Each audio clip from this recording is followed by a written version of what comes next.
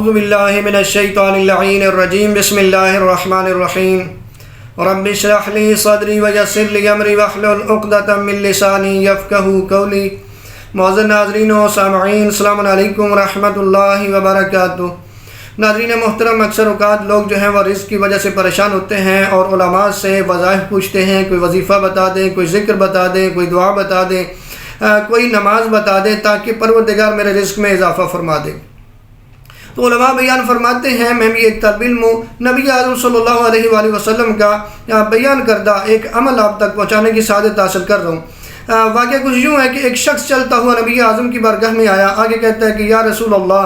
کہ میں ایک عیالدار آدمی ہوں، یعنی میرے بال بچے ہیں، میرے بچے ہیں اور میرے حالات بڑے خراب ہیں، تو کوئی ایسی دعا مجھے تعلیم فرما دے کہ جو میں کروں تو پروردگار میری سنے اور مجھے وسیع رزق حلال عنایت فرمائے، میرے حالات اچھے ہو جائیں، میرا قرض بھی دور ہو جائے۔ نبی اعظم صلی اللہ علیہ وآلہ وسلم نے بیان فرمایا کہ 2 رکعت نماز پڑھو، مکمل وضو ہونا چاہیے، مکمل وضو کر کے آپ کے رکوع اور سجود جو ہیں وہ درست ہونے چاہیے، یعنی اچھے طریقے سے، یعنی مکمل طریقے سے آپ کا وضو بھی اچھا ہو اور جو 2 رکعت پڑھو وہ بھی درست ہو۔ اس طریقے سے 2 رکعت نماز پڑھو، اس نماز کے بعد آپ ایک دعا مانگو۔ وہ دعا جو نبی اعظم نے اسے تعلیم فرمائی وہ آپ کے سامنے سکرین پہ چل رہی ہے، جو آپ دیکھ کے پڑھ سکتے ہیں اور اس کا سکرین شاٹ بھی لے سکتے ہیں۔ وہ دعا کچھ یوں ہے کہ نبی اعظم نے فرمایا اس نماز کے بعد آپ نے یہ دعا مانگنی ہے، یا ماجد یا واحد یا کریم اتوجہ الیک بمحمد نبیک نبی الرحمہ صلی اللہ علیہ وآلہ، یا محمد یا رسول اللہ انی اتوجہ بک الی اللہ ربی وربک ورب کل شیء واسألک اللہم ان تصلی علی محمد واہل بیتہ واسألک نفحۃ کریمۃ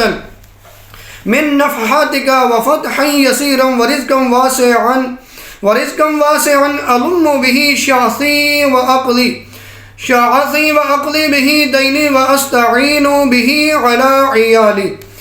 یہ دعا جو ہے جو آپ کے سامنے سکرین پہ آپ نے دیکھی ہے، یہ دعا بھی پڑھنی ہے۔ نبی اعظم نے فرمایا 2 رکعت نماز، یہ نماز جو ہے یہ فجر کی طرح آپ پڑھ سکتے ہیں، اور اس کی نیت نماز پڑھتا ہوں 2 رکعت قربۃ اللہ، اس طریقے سے نیت کر کے فجر کی طرح نماز پڑھ کے اور اس کے بعد یہ دعا مانگیں گے تو پروردگار آپ کو وسیع رزق حلال عنایت فرمائے گا۔ اگر مقروض ہے تو پروردگار قرض بھی